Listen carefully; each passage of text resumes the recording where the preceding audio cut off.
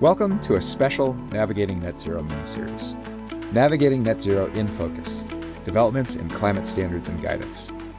In this miniseries, your host Alexia Kelly sits down with the leadership of many of the foremost climate accounting and reporting bodies to get the latest on this fast-moving, sometimes confusing space. Together, they get to the bottom of what each of these standards does, what they're doing to rise to the moment, and why it's so important to get all of this right. Thanks for joining us. Let's dive right in. Good morning, good afternoon, good evening. This is Alexia Kelly, your host at Navigating Net Zero. Thank you for joining us for this special episode with the incomparable Amy Merrill, the CEO of the Integrity Council for the Voluntary Carbon Market, or as we affectionately call it, the ICVCM. Amy, thanks so much for joining me on the pod. It's a real delight to be here. Any excuse, Alexia, to spend time with you. Well, we certainly do get an opportunity to spend time together. So I'm going to read your bio, and also, just in the interest of full disclosure, I sit on the board of the Integrity Council for the Voluntary Carbon Markets and co-chair our continuous improvement work program. So Amy and I have the pleasure of working very closely together across the different efforts of the ICVCM around carbon market maturation, evolution, and reform. So Amy is the Chief Executive Officer of the ICVCM, as I noted. The ICVCM is the integrity body responsible for setting global quality standards for carbon credits, a much maligned, very important, and much beloved topic, both of myself personally and of many of the folks we get to work with. Before joining the Integrity Council, Amy spent a decade at the UN Climate Change Secretariat, where she helped lead the development of Article 6 at the Paris Agreement and the rules that underpin international carbon markets. She's a qualified UK lawyer and has more than 20 years of experience in carbon markets and climate finance. Amy, thanks so much for joining me. Thanks. So tell me, what is the ICVCM and why does it matter so much? So the Integrity Council is an independent system for setting a threshold globally for what a good carbon credit looks like. And that's really important because this market grew up organically over the past, and really to get to investability, to be able to deliver scaled mitigation, scaled climate finance, you have to have a system where those different sources of credits can be compared and understood, and that you have made sure that everybody's using best practice so that you can really build a market you can believe in.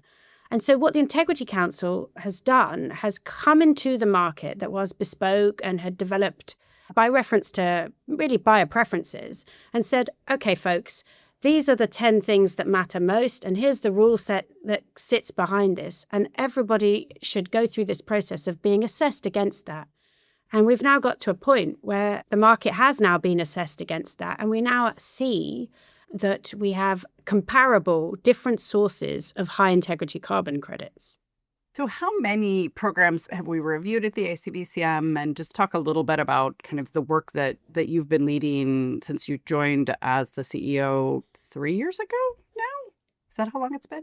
It feels like that. It could be slightly less. We've now hit this 13 programs approved as CCP-eligible, representing about 96% of the entire independent sources of credits in the market. 66 million unretired credits are now using the CCP label. We've assessed 65 methodologies, 41 have passed. We've got loads of different categories of methodologies now approved as CCP labeled. And what that means is that both the program for the carbon crediting standard has passed our assessment process, and also then methodologies that actually go to how you quantify the amount of credits to be issued have been assessed. So it's a double tick process, which makes it very, very rigorous because it's not a blanket approval of anything. Yeah, I think this causes confusion sometimes in the market. So help people understand, what does it mean to be CCP-eligible, a CCP-eligible program? And then what is that second tick in the process in terms of assessing the specific methodologies? Yeah, so basically you have independent standards, registries, programs. They have many different names, and they operate as organizations that set rules for how they will credit carbon credits. And when we assess those programs, we are looking at governance issues. We're looking at how they manage their registry, how they take decisions, how they're transparent, how they deal with grievances for stakeholders. So we're looking at their system for delivering the frameworks that go to how you manage risk when crediting in carbon. And so that's not just saying, okay, the methodology has a conservative baseline. It's much, much more. It's saying this whole system, this whole organizational system and its risk management, its insurance policies are capable of withstanding and standing up to the market to provide this service, right? And then if they get through that, they become CCP-eligible programs. And they pretty much all have had to materially change their rules to get to that point. And so we've really seen, as they came through, a huge lift in the standard of transparency, grievance management, these kind of things, for them to get that label. And then once they're in, they get watched. And we have assurance and oversight processes that make sure they continue to operate in the way that provides that confidence that they are working to high integrity standards. And then in a separate process, methodologies that they use for crediting projects are assessed against other core carbon principles, like how they manage reversal risk, how they deal with conservative baseline setting, how they manage the measurement and the proof of additionality, which is a uniquely carbon concept about making sure that you don't credit something that would happen anyway. So all of these things together build that system that we call the double tick. Yeah, thanks for that explanation. And I want to come back to something you said, because I think it's a really important point that maybe is a little less visible to folks who are not as deep in the weeds on this, which is the fact that by publicly publishing the threshold standard requirements on both governance and kind of the core assessment framework expectations around quality, what we've seen is the market organically responding to that. And so as the standards come to us for review, they have read those in great detail. They have put in place the governance requirements that we've set that threshold for, so that by the time they get to us, they are actually much closer to where we've set that bar than they would have been otherwise. And so that evolution, there's a lot of sort of pre-market conditioning that the existence of the ICVCM does that just didn't exist before we existed. And so I think that that's a really important thing to note, because even as we're reviewing and approving methodologies, what's not as visible is all the work in the background at the standard body level to make sure that everything they're doing actually now meets that threshold that we've set for quality across the market. And I think that that's a really important kind of signal to the market, and it's a really important signal of maturation across the entire space. And it's just really ushered in a new era of reform for the market, because so many of the standards understand now what quality really looks like from a global perspective. And so they've been able to respond and adapt in a much more uniform way than we were before, where it was just kind of anything goes and everybody had their own flavor of quality. So I think that's been a really important contribution of the ICVCM, and one that often doesn't get talked about enough. Tell me a little bit more about just the different parts of the ICVCM and how it's governed and structured. We spend, especially because this is a standards kind of series, we've been talking a lot about the governance of the nonprofit standard setters in the space, why that matters so much, and how much kind of thought and care goes into designing the governance systems and processes that we've developed kind of in the absence of unified government intervention in a lot of these markets. So talk a little bit about how the ICVCM is structured and what's working and what's not about that from your perspective. Yeah, and I think that this is where the really thoughtful setup design is so much a part of why the ICVCM has been able to get the support from the programs in the market. So it's set up with an independent governance system where the governing board is independent members with some representatives from Indigenous people and some non-voting market representatives, and an independent expert panel that is there to provide the technical, methodological, independent input. That system means that you have both independent decision-making, but also decision-making that is independent from the technical advice. And, the rules themselves are a mixture of a type of regulatory framework. So very closely modeled on things like listing rules and intermediary rules. There's a very much a regulatory mindset that was brought to the rules when they were being designed, not least because obviously our chair was former Securities and Exchange Commissioner, Annette Nazareth, and the task force that set up the design and morphed into the ICVCM understood the need for that robust governance system that is regulatory in nature. So you have an executive secretariat that supports the operational delivery of that system. But fundamentally, you've got something that is independent and accountable and subject to really tight conflict of interest rules, disclosure rules, interest rules, and the like, that gives that confidence that although it's an independent not-for-profit, it's actually able to stand behind the decisions that it takes and say, yeah, this was a robust process. And we publish the decisions and the board reports, and, transparency in our own operations supports that process. Yeah, thanks. I actually really appreciate both the perspective that you've brought and that Annette brings to the ICVCM, which is that of a regulator, and making sure that we really are putting super clear governance processes in place, that we follow those processes consistently, that we are doing all of the things that you really need to do, because we are filling a void in the space. And as a former government regulator myself, I know you were as well for many years, really trying to think through best practice and making sure that as we're building this, what I hope is sort of interim architecture while we're moving towards more unified global regulatory systems over time, that we really are doing it in the best possible way. And that we're bringing all of those good practices from the public sector and from just good governance broadly into our work. And I think that you have done an amazing job of that. And Annette has as well, really setting that as a North Star for the ICVCM broadly.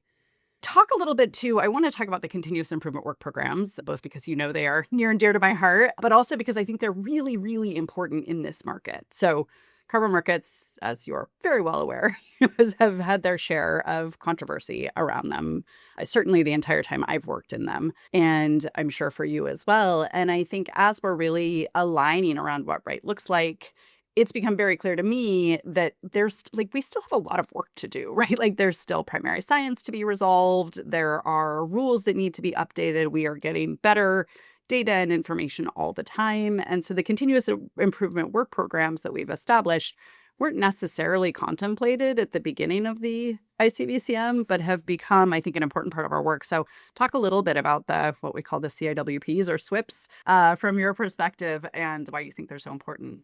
Yeah, and thanks. And they are really important. And they're really important because they do the thing that is the hallmark of the ICVCM, which is they are stakeholder engagement, and that they are Big Tent, everybody around the table, all views on the table and all perspectives allowed and debated. And I think that that's the thing that makes the Integrity Council really different from perhaps other systems that one might turn to, is that the rule set was subject to notice and comment. And then now, as we work out what the market needs to move to over time, what we still need to know more about, what areas remain unknown, the way we get to those decisions is through shared discussion and shared elaboration of, the problems as everybody sees it. And my background at the UN taught me that when you put all the countries around the table, you will get as many views as the number of people in the room. But you only get government views at the UN. And it's very hard for other stakeholders to actually be really taken into account. And, everybody works on those issues, but really the governments take the call. And here in the Integrity Council, by having everybody around the table and with a voice and helping guide what the next level of good looks like, we really hear really important aspects on any given issue. Like, what is best practice and how implementable is it? What if X is perfect, but there's only one organization that provides that service and it only works in 6 countries? How do you actually then set a threshold that can't be implemented by anyone? If we do X, will it cause an unintended Y?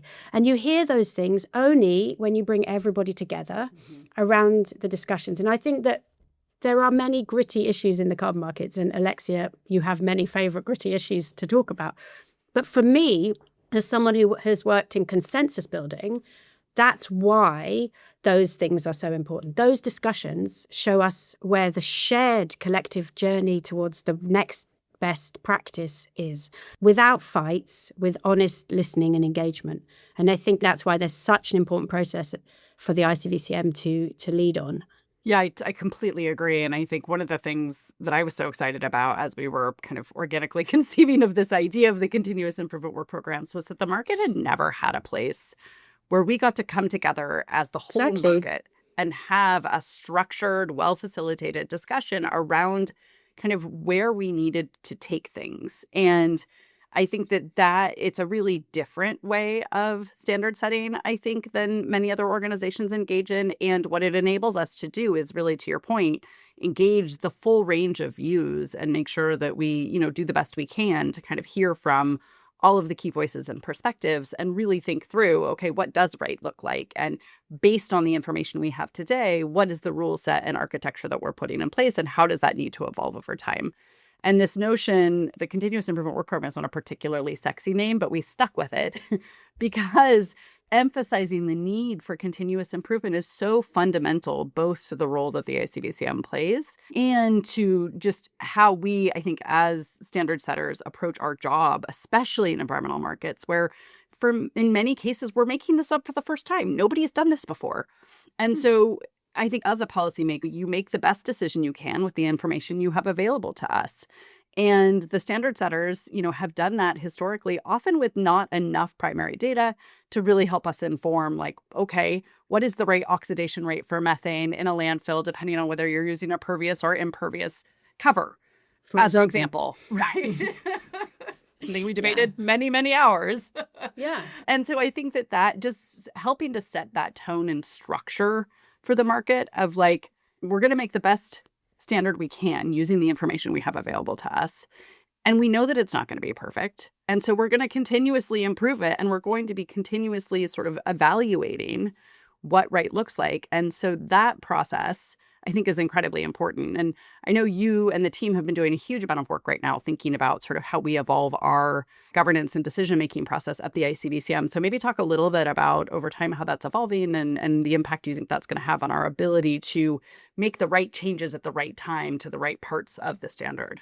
Yeah, thanks. And yeah, absolutely. So in 2023, the assessment framework with its, 200 rules was published alongside the core carbon principles, and programs started to apply, and we convened many stakeholders to do this sorting of methodologies and this assessment of key criteria in them. And we're now at a point where, with 3 years experience, we understand where the market is moving since 2023. We understand what's been happening in continuous improvement work programs and outside the ICVCM in developing understanding of what the next level of good looks like.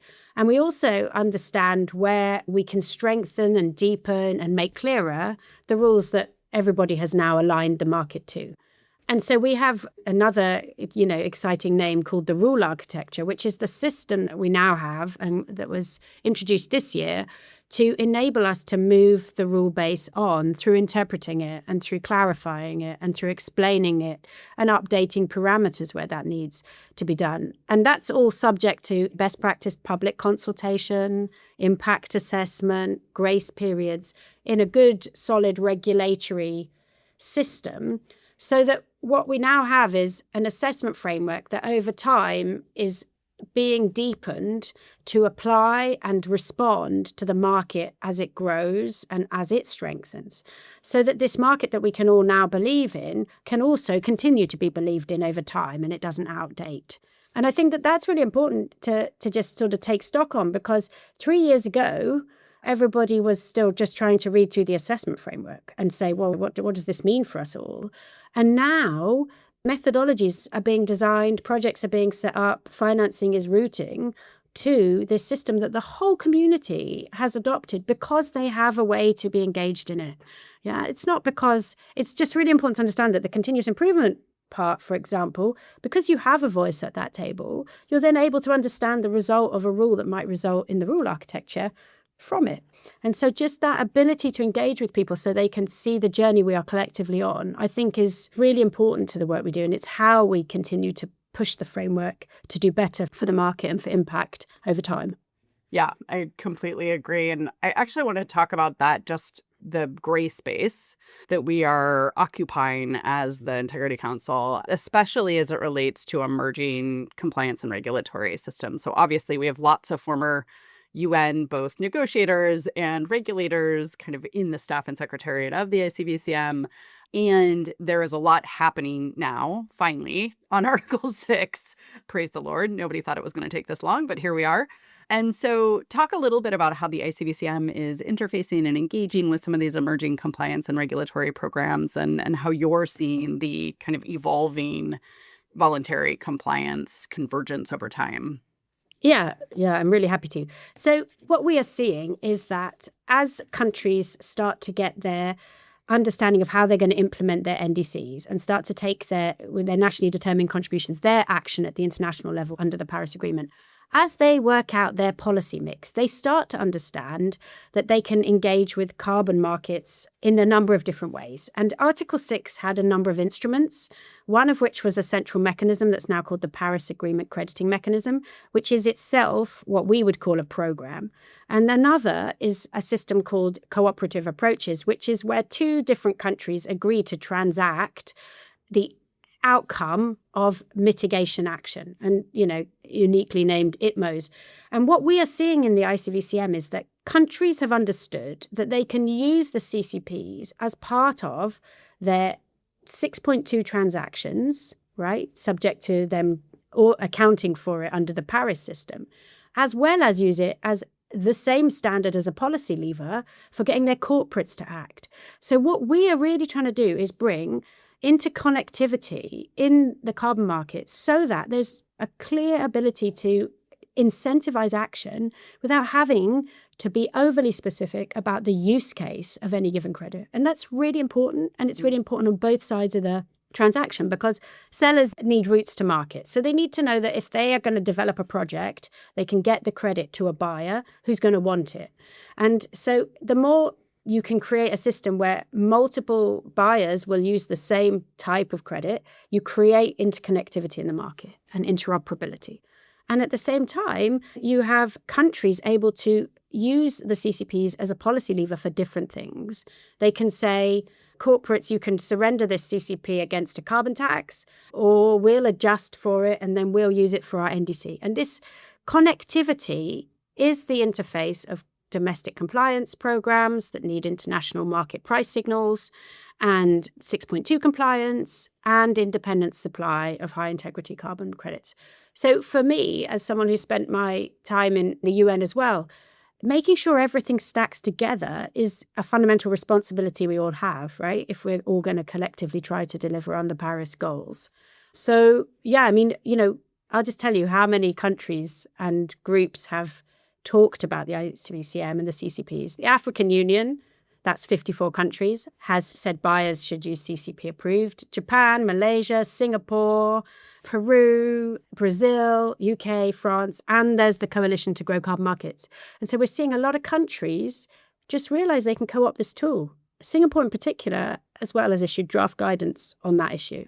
That's fantastic. And I think this idea of the voluntary carbon market helping to inform emerging regulatory and compliance regimes has always been core to its DNA. A lot of people are quite dismissive of voluntary action and voluntary carbon markets, which I understand. Like, it's not required. And so we're essentially sort of asking the market in good faith, especially on the buy side, to go ahead and spend money that they don't otherwise need to be spending, right? And that's a big ask, especially in an economic system that does not reward things that divert profits from shareholders, generally speaking. And so, I always think about, and I think it's important to remember, like California, as it evolved its cap and trade program, it anchored on the work that nonprofits had done around standard setting. It looked at those standards. It said, okay, here's some adjustments to those methodologies that we want to make in order to be eligible for compliance with your emission reduction obligations under AB 32 in the cap and trade system. But really, that architecture is fundamental. And building that architecture is not a small undertaking, as we well know, but it is fungible. And if it's done right and well and to internationally agreed standards, it will make it much easier for countries and companies to go ahead and engage in a system.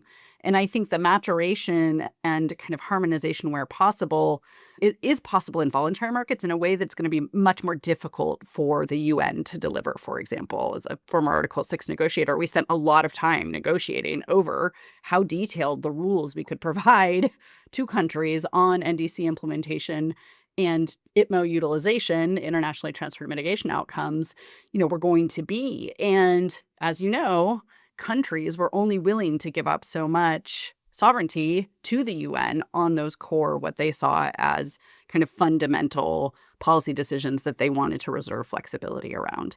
And so I see a huge role for the work that we're doing as the ICVCM in the world to help build that bridge and to set that global kind of uniform standard as we transition from a largely voluntary world into a hopefully much more regulated and coherent set of international systems that can speak to each other. And I know you guys have done quite a bit of work on market infrastructure development as well. So maybe just say a few words about that piece of the puzzle and how that's evolving coming out of the CIWP that just concluded a few months ago. Absolutely. A lot of work was done on looking at different, the state of the systems that would be needed in a scaled market, right? And so there's a lot of different threads to that. But one of the key areas we're looking at is how does the registry system now evolve? Registries are an incredibly technical tool, and they are more or less, depending on which system, used to enable contracting, manage risk, prove title, deal with reversals. And so all of these things in a scaled market with more derivative transactions, with more exchange transactions, with more options and futures and the like, these things all need to evolve. And one of the things that we are trying to do is really understand what it would look like to get to the point where you have efficient transactions of high integrity credits, right? We've solved for the integrity issue. Now we need to find ways to build the market so that the market itself is operating with integrity and without friction, because that's how we unlock the finance that is the real reason for carbon markets alongside the mitigation. And, if you can't unlock the finance, you can have a perfect credit, but you're not actually going to meet the Paris goals. You're not going to help with the climate crisis. So that system of infrastructure becomes very important because you have to make it investable, make it simple, and take it from the roots that it's already begun in, because we already have so much investment in the market today. And these are issues that also you see at the government level. How do they manage their registries? And what is that coordination you need between national systems for managing accounting under Paris and the registries that are operated by independent actors? And how do we get to that really good spot of interoperability and transparency across them all? So that's one of the areas that working group we're going to follow up on over the year to come. Great. Yeah. And I think that essential just kind of climate infrastructure and this carbon markets, it's funny because we're sort of 15 years ahead of many other conversations that are happening around how you do greenhouse gas accounting, just by virtue of the fact that we've been at this for so long. And I think the architecture that we've built under the UN and now in the voluntary standard setting space, really does offer us that sort of hard-won lessons around what works and what doesn't. But also, I think, and the fact that we now have most of the major accrediting standards under the CCPs eligibility is a significant indicator that we have a lot of that core infrastructure in place. And what we really need to do now, to your point, is start to scale it. And so let's talk for a minute about kind of use cases and demand. Obviously, with Article 6 coming online, under Paris, countries are free to participate in international trading to help support implementation of their NDCs. There are no UN-imposed limitations on that, so countries really decide for themselves how much international mitigation they want to be using and how much they want to be sourcing domestically. And similarly, I know many developing countries are really seeing this as a core part of climate finance mobilization. So maybe talk a little bit both about emerging compliance demand and how you're seeing the voluntary demand space evolve. I think we face the same questions in both markets. And I think it's not actually understood well enough, I think, in the corporate accounting space, how we've tried to solve for some of the issues in Article 6 accounting. I hear conversations and I think, we've had that conversation for 10 years before. And so I think because when you're crediting something, when you decide how to measure it, that becomes an asset that is transactable. And so that's the really key point, right? When you're dealing with what's a high integrity credit, you're making a really big call on how you account and count for something, right? And whereas in other systems where you're just measuring, you are measuring as accurately as you can, but the consequence of that measurement isn't a market in itself. And so when we're thinking about compliance and voluntary markets, we have looked at the systems for using how you model where you're going to end up in a few years' time, how you transparently set a curve towards that, how you make sure you don't use carbon markets to effectively undermine your own ability to get to that point. And those are the same debates that play out in the governments when we did Article 6 and when we look at what the use cases for carbon credits are by corporates. Should you use carbon credits to get away from actually implementing a target? Well, under the UN rules, you have to transparently show that the way you're using carbon markets keeps you're still in the boundaries of getting to your target, right? It doesn't say how, it just says you need to say how you're doing it. And, it's a review process. And I think in the same way, we look at when we're looking at how corporates make decisions about where to put their money and what they can and can't mitigate, those are the same kind of choices. And so that kind of a bit goes to the role of carbon markets in a corporate decarbonisation plan. Where is the carbon credit supporting action that is on the path to the decarbonisation pathway? Yeah, and I think this question is really an important one and obviously somewhat existential for the future of the market. I think what I'm seeing and observing, and I can say things that you can't hear, is that as the Science Based Targets Initiative has gotten clearer about its rules, as the ISO net zero standard is developing, there's been a very, very heated and frankly pretty ugly debate about the role that carbon credits should or should not play. And I'm really hoping that we can get to a place where we have depoliticized this a little bit, because really, I always joke that carbon markets aren't the worst. They just went first. Like, they were the first time that we had ever tried to build a global governance architecture for the almost infinite range of mitigation actions that companies could take. We have an enormous set of opportunities to reduce emissions globally across all sectors and all sources. And that process of building this market and implementing it and trying it out has been variably successful. And I think the crises of sort of 3 or 4 years ago really illustrated many of the places where we clearly needed to do better. And I think the ICVCM sort of response to that has helped answer that threshold quality. I agree with you that we've made an enormous amount of progress on supply quality. But really now we need to figure out how to sort of move past this logjam where there seems to be this sense that if a mitigation action shows up inside of your reported greenhouse gas inventory emissions, it's wonderful and perfect, and we don't really need to worry about the accounting. And if it's outside of your greenhouse gas inventory report, then it's greenwashing garbage.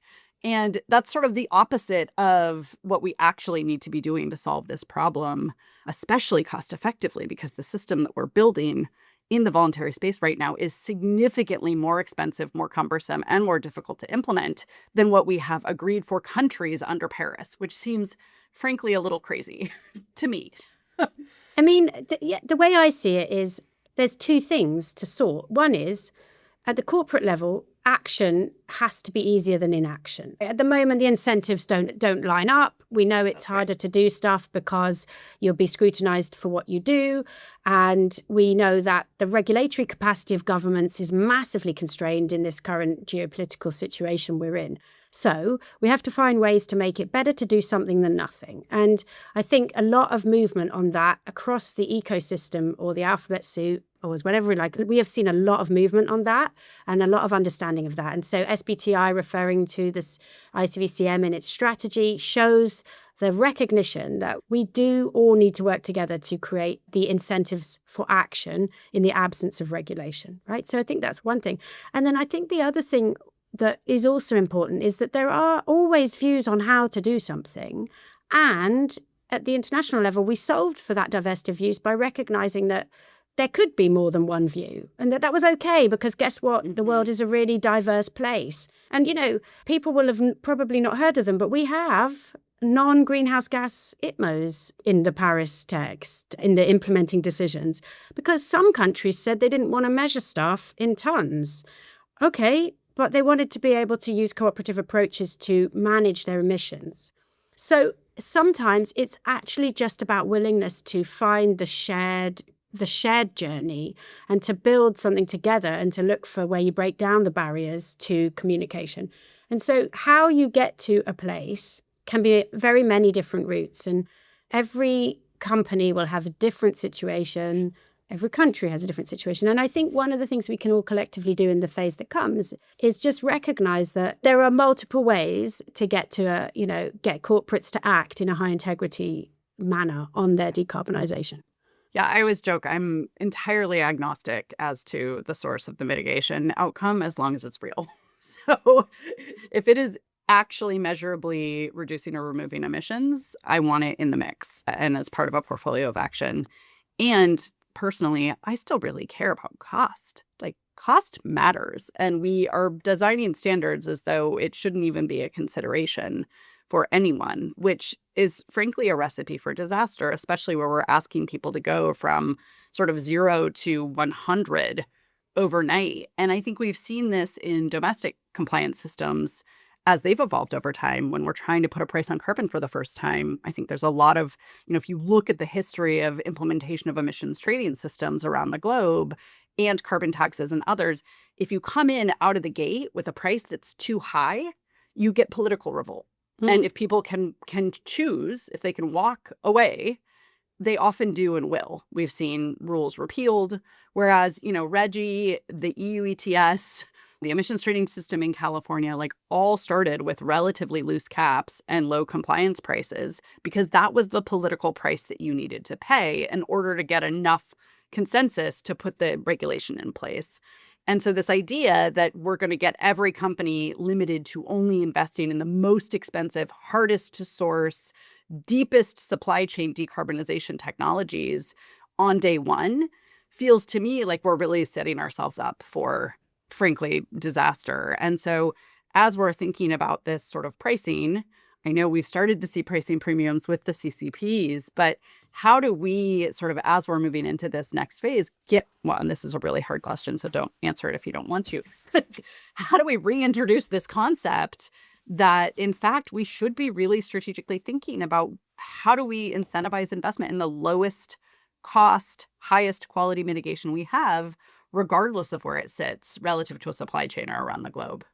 Yeah, it's a really good question. And I think the misunderstanding is that high integrity and price are necessarily the same thing, right? 100%. What we have proved at the Integrity Council is that you can look across different things, crediting different types of mitigation, and bring them together as a comparable by labeling the credits as high integrity. And they will have a different price point, and the entire integrity label will then show that they are investable. And so it's not about getting the most expensive credit. And we've seen that issue. And I think there's different things going on in the carbon market. One is, and we haven't talked about it much today, carbon finance, right? Why do we have carbon markets? They came into the international space under the Kyoto Protocol to do mitigation and sustainable development, which was the goal of most of the countries under the Kyoto Protocol, right? What does carbon finance do? It can produce a revenue return to livelihood improvement, to food security, to energy affordability, to energy access, right? So there's a whole piece that isn't about the mitigation as well. And I think that what we see in the carbon markets across all the different sectors of methodology is some things are responding to that development need. Some methodologies are responding to development needs, like cook stoves, where it's clean air. That surely has to be a basic right, yeah? And then, others are trying to address the cost of new technology deployment and the cost of capital needed to deploy new technology. And I think when we start to talk about the price, we start to get confused about what is that particular methodology trying to solve for? Is it a development goal? Or is it a cost of capital and technology penetration? And then if it's above a certain threshold, the price premiums we are seeing are about the integrity confidence, and the cost of the credit and to produce it is going to the sector it comes from. And so I think we have to be like we were when we tried to get consensus in the international processes. You have to be able to find the answer for everyone. You have to be able to accept that everybody has a view and they have the right to look for the outcome they want in the system. And so when you set the bar, you try to make it technology neutral and you say, okay, maybe your your tech removal is actually at that price because you're trying to deploy capital. But the integrity is about transparency, calculation, third-party verification, just the same as a cook stove where what you're actually trying to do is deploy as many clean cook stoves as you can to as many households as you can to reduce indoor air pollution. So from my side, I think we get muddled up on thinking that all these things are doing the same thing. And as a market, we don't seem to have much comfort that that's okay, that it's okay to have a diversity of methodologies doing different things. I just think that it's always good to remember that we're trying to plant two trees with one seed with carbon markets, which is the finance as well as the mitigation. Absolutely. You raised two really important points I want to come back to. One on this question of price and on social safeguards. So let's talk about that for just a minute. But I want to come back to this point you made, which is the thing the carbon market does, right, is actually solidify the rules under what methodologies do you need to apply across project types so that the output at the other end, the mitigation outcome, is fungible and comparable. It is 1 metric ton of CO2e reduced, avoided, or removed, right? That has always been kind of the definition. And then all of the other really important things you're talking about are part of those projects and methodologies. And I think one area that the ICVCM has really made a important and significant contribution is around the area of social safeguards and raising the bar on what it really means to have a participatory market. And when I started my career in this space, most of the language in the standard setting documentation around social safeguards was just do no harm or do no net harm. And that was all we had. And it was sort of, very open to interpretation. And I think nobody really quite knew how to operationalize those rules. And I think when the ICVCM came in, we did a huge amount of work on this. And so I would love to hear you talk a little bit about how has the ICVCM raised the bar on social safeguards for local communities, and what is the IPLC forum? How does it work, and how is it feeding into our governance process? Yeah, thanks. I think that's right. I think it was a stretch assignment for the market in 2023. And I think everybody knew it was. And it was basically saying, okay, these are not co-benefits. These are core benefits. They matter as much and they have to be done right. And we'll set the threshold. And I think the thing that was super interesting about the way the assessment framework did that in 2023 was it said more explicitly than in any of our other rules, here's the starting point, but look out. There's more coming soon, and that we are signposting the need to push this on. And so things like environmental harm, measuring and mitigating, understanding all the sorts of things that can happen in the environmental space around pollution control and impact on biodiversity, but then also all the social things that can happen in a project and understanding impacts, negative and positive, around local communities, land acquisition, land issues, and then making sure that free, prior, informed consent in the context of Indigenous peoples is done properly. And it's a work in progress. The Continuous Improvement Work Programme identified work that we should do to strengthen the rules further. And the self-led Indigenous Peoples and Local Communities Engagement Forum, which is hosted by the Integrity Council but runs its own policy work, is also looking at, for example, what best practice and benefit sharing looks like and what it means to disclose a benefit and what is a good benefit share. What does that mean in real time? And to create a system where we have understood and we are valuing traditional ecological knowledge alongside our more sort of Western science understanding of, conservativeness in baseline setting.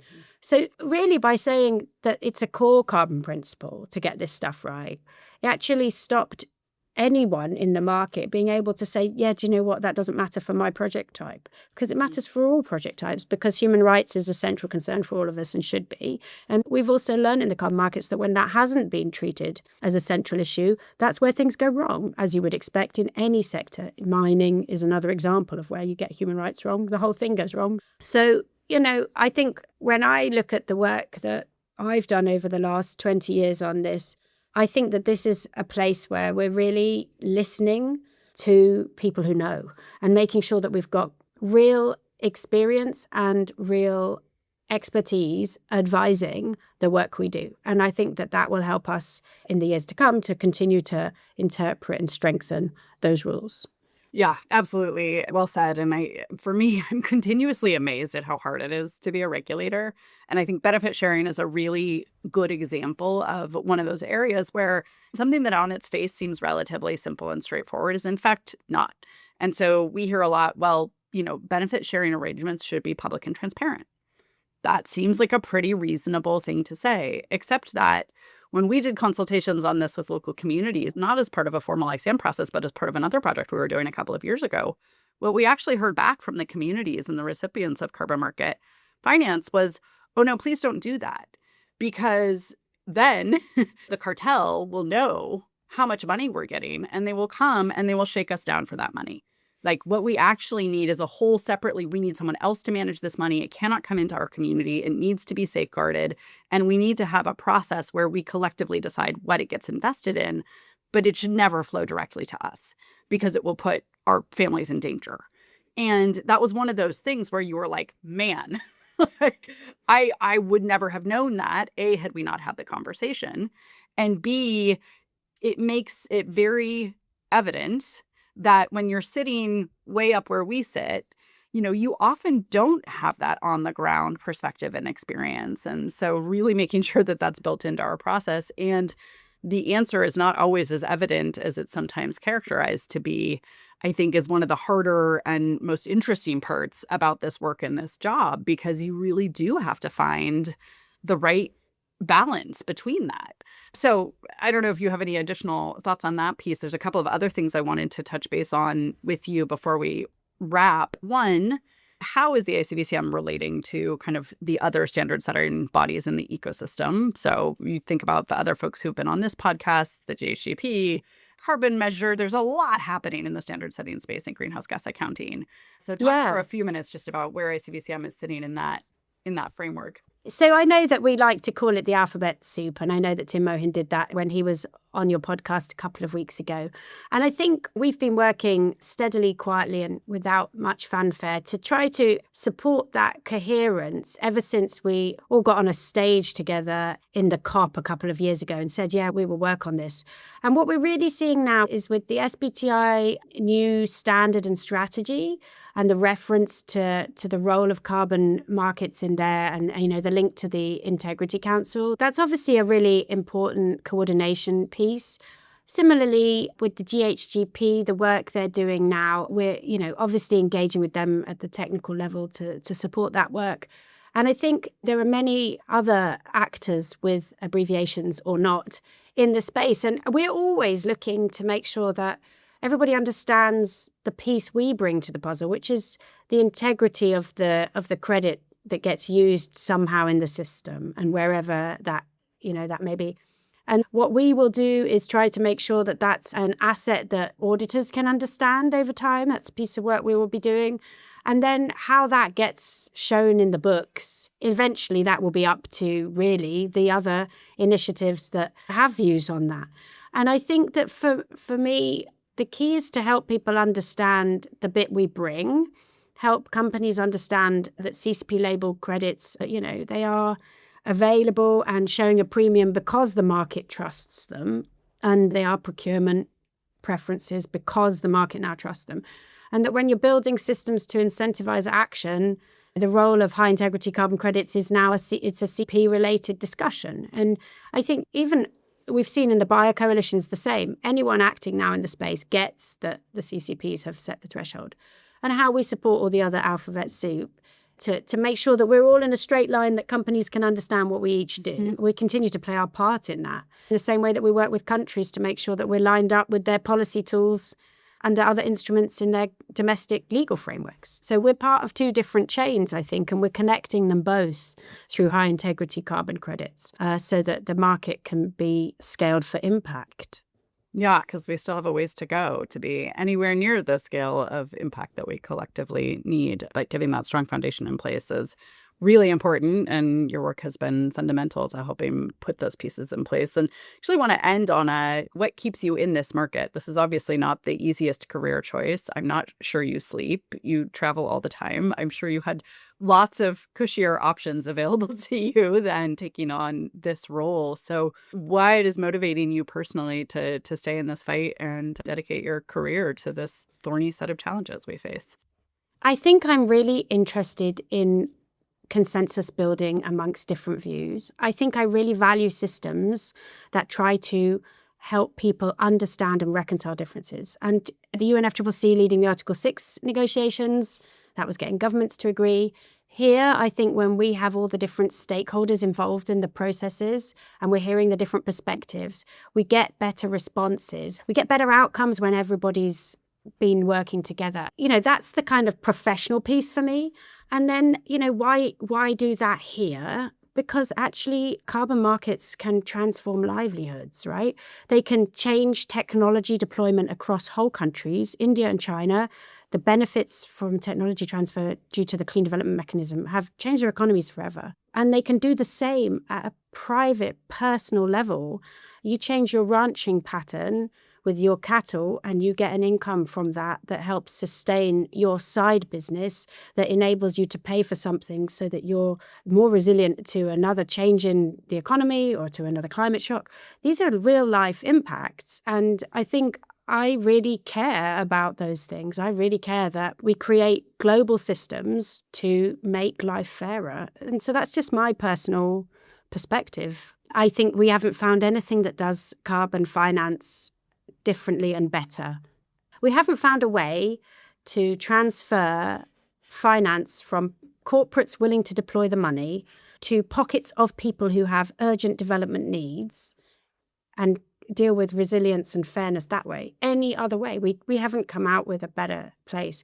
And then I'll just say one more thing. There are places in the world where the only way you can get any kind of income is through carbon finance, because there isn't a meaningful level of industrial activity from which you can operate other systems. And people just forget that. And at a personal level, I think it matters.